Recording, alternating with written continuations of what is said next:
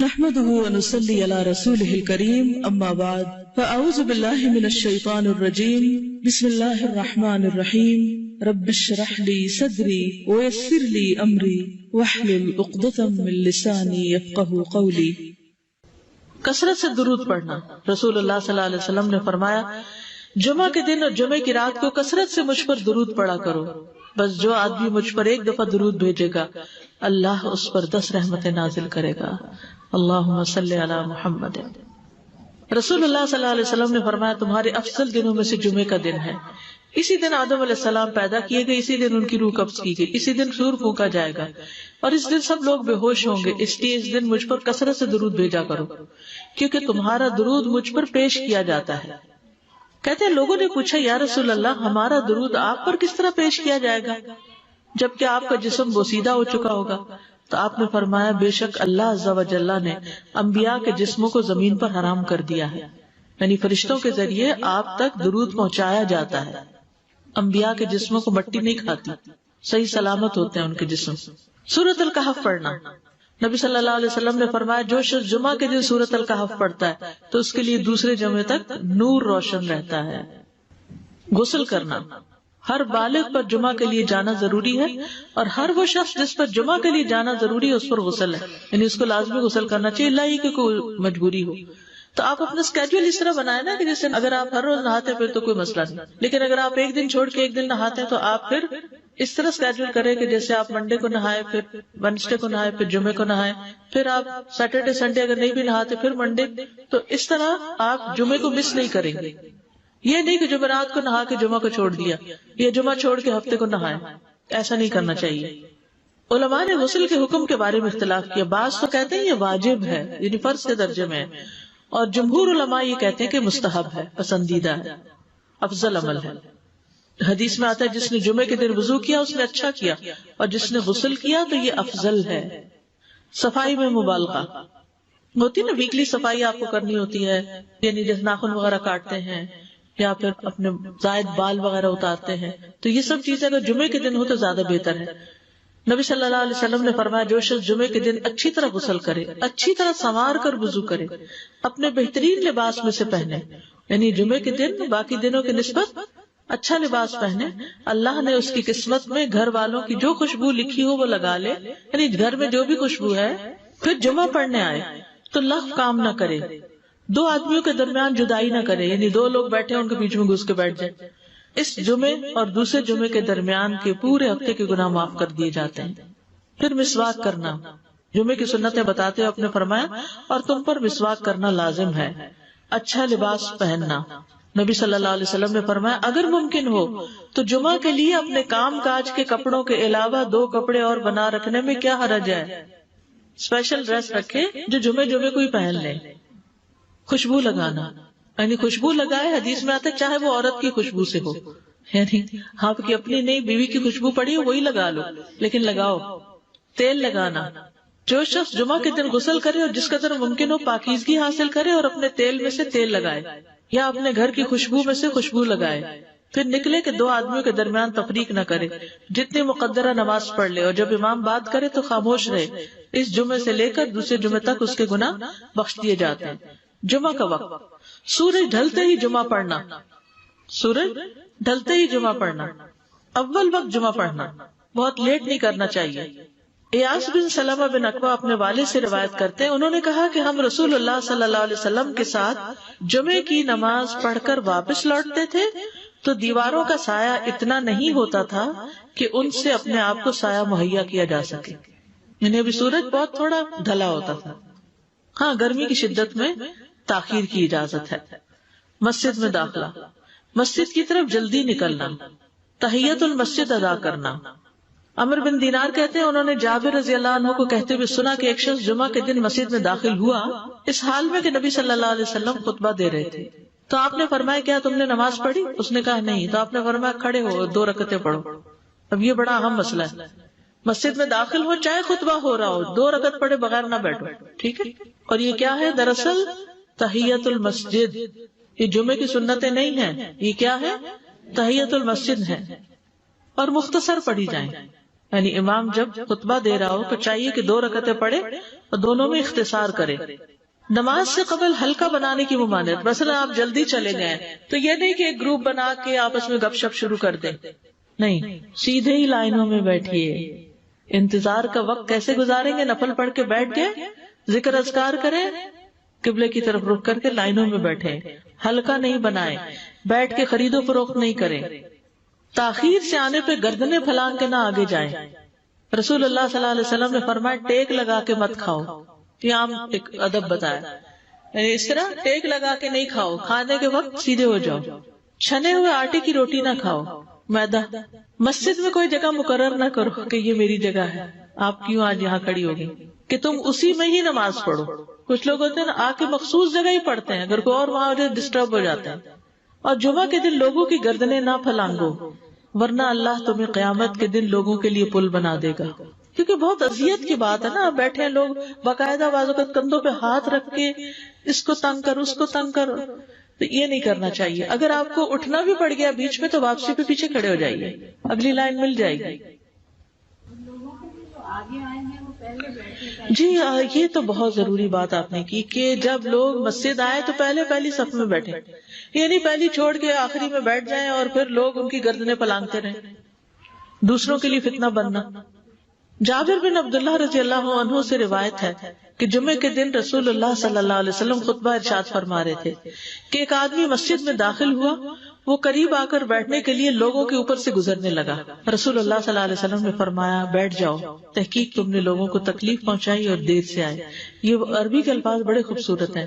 اجلس فقد آذیت و آنیت، کتنی جامع زبان ہے یہ. اجلس فقط آذیت، تو نے اذیت دی، و آنیت، اور دیر سے آئے. تو اس سے منع کیا گیا. کسی کو اس کی جگہ سے نہ اٹھانا.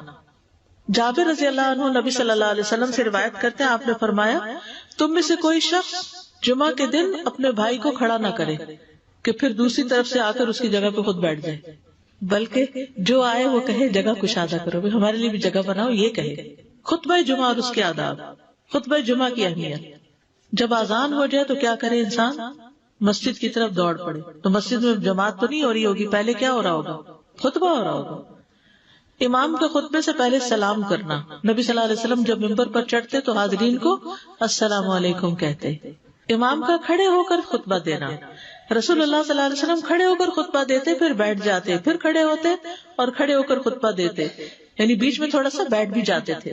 جس نے تمہیں یہ خبر دی کہ آپ بیٹھ کر خطبہ دیتے تھے تو تحقیق اس نے جھوٹ بولا.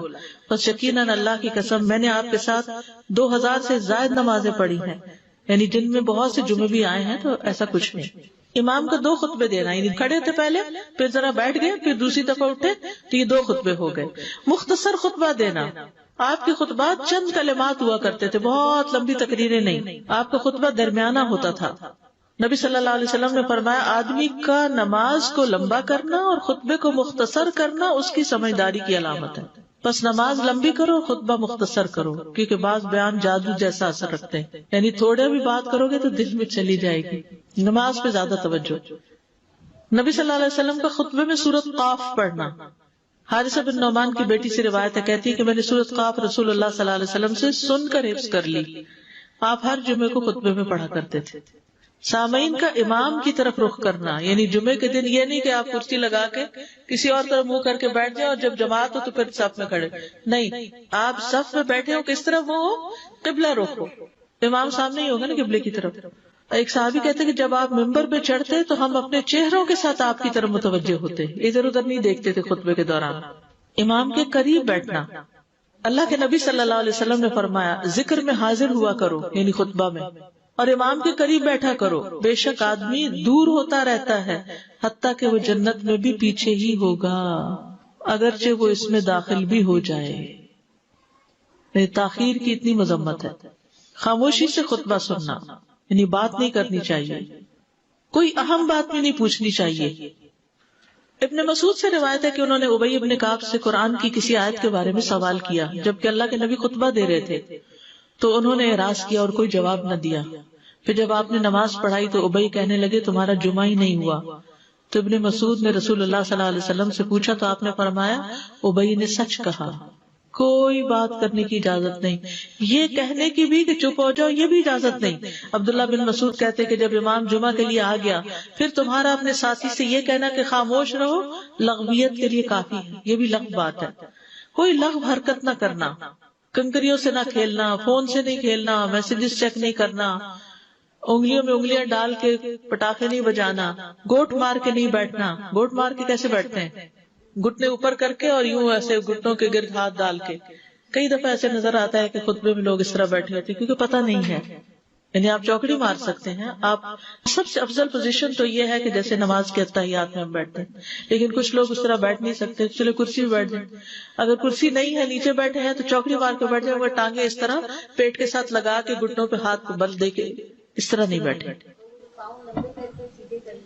اگر مجبوری ہے تو وہ اور بات ہے، لیکن یہ کہ بلا وجہ نہیں کرنا چاہیے کیونکہ ادب کے خلاف ہے۔ اونگ آنے پر جگہ بدلنا، نبی صلی اللہ علیہ وسلم نے فرمایا اگر جمعہ کے دن کسی کو مسجد میں اونگ آنے لگے تو اپنی اس جگہ کو دوسری جگہ سے بدل لے، کہ بعض اوقات ایسا ہوتا ہے نا خطبے کے وقت بڑی سکینت ہوتی ہے اور آخری خطبہ تو آپ نیند میں ہی سنتے ہیں۔ نماز جمعہ کی رکعت 2 رکعت ہے فرض بس، جمعہ کی نماز 2 رکعتیں ہیں اور ان دونوں میں قرات ہوتی ہے۔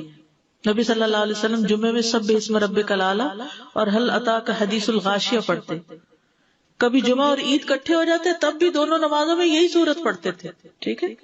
اسی طرح صبح کی نماز میں جمعے کے دن الف لام میم التنزیل اور هل اتی علی الانسان کی قرات کرتے اور نماز جمعہ میں سورۃ الجمعہ اور منافقین کی تلاوت کرتے، یعنی یہ بھی ملتا ہے۔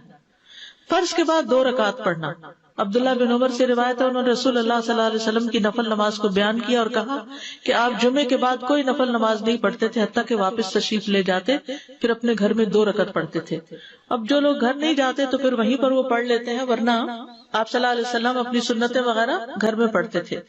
اور اسی طرح 4 بھی پڑھی جا سکتی، 2 بھی ہیں 4 بھی ہیں۔ آپ صلی اللہ علیہ وسلم نے فرمایا جب تم میں سے کوئی جمعہ پڑھ چکے تو اس کے بعد 4 رکعتیں پڑھے، یہ آپ کا حکم ہے۔ تو جب آپ کا 2 چیزیں ہوتی ہیں سمجھنے کے لیے، ایک آپ کا فعل ہوتا ہے اور ایک آپ کا حکم ہوتا ہے، تو ہمارے لیے کیا ہے جو آپ کا حکم ہو۔ جمعے کے بعد کوئی اور نماز پڑھنے سے پہلے گفتگو کرنا، یعنی سنت پڑھنے سے پہلے گفتگو کرنا۔ اسما بن مالک سے مرفوعاً روایت ہے کہ جب تم میں سے کوئی آدمی جمعہ کی نماز پڑھے تو اس کے بعد اس وقت تک کوئی نماز ادا نہ کرے جب تک کسی سے کلام نہ کرے یا اس جگہ سے نکل نہ جائے۔ پہلے منع تھا، اب کوئی نہ کوئی بات کر لینی چاہیے، نہیں سمجھ آئی؟ یعنی جمعہ پڑھ لیا آپ نے اور پھر کسی سے آپ سلام دعا کر لیں، اس کے بعد سنت پڑھیں یا نفل جو بھی، ٹھیک ہے۔ اور گھر جانا تو گھر جا کے پڑھیں، اور اگر گھر نہیں جانا کام پہ جانا تو ادھر ہی پڑھ کے چلے جائیں۔ کتنا پیارا ہے ہمارا دین کہ اتنا لمبا بھی چپ کا روزہ نہیں رکھوایا۔ بالکل۔ عاصم سے روایت ہے، وہ ابو قلابہ سے نقل کرتے ہیں، میں نے ان کے ساتھ جمعہ کی نماز پڑھی، جب میں نے اپنی نماز پوری کر لی انہوں نے میرے ہاتھ کو پکڑا اور میری جگہ پر کھڑے ہوئے اور مجھے اپنی جگہ پہ کھڑا کیا۔ وہ جو ہم چینج کرتے ہیں نا جگہ، وہ اس کی بات ہو رہی ہے، یعنی جمعے کے بعد کوئی اور نماز پڑھنے سے پہلے بات بھی کر لینا، جگہ بھی تبدیل کرنا۔ لیکن اگر کچھ لوگ پہلے سے ہی آپ کی سنتیں شروع کر چکے اور کوئی چینج کرنے والا نہیں تو پھر پڑھ لیجئے۔ یعنی یہ مستحب اعمال ہیں، ان میں ایسا نہیں کہ کوئی گناہ لازم ہو جائے گا، لیکن افضل یہ ہے، افضل سے اجر زیادہ ہو جاتا ہے۔ جمعہ کے دیگر احکام، 1 رکعت پانے پر بھی جمعہ ادا ہو جاتا ہے، یعنی اگر کسی کو رش مل گیا، پارکنگ نہیں ملی اور 1 رکعت میں بھی پہنچ گیا تو جمعہ ہو گیا۔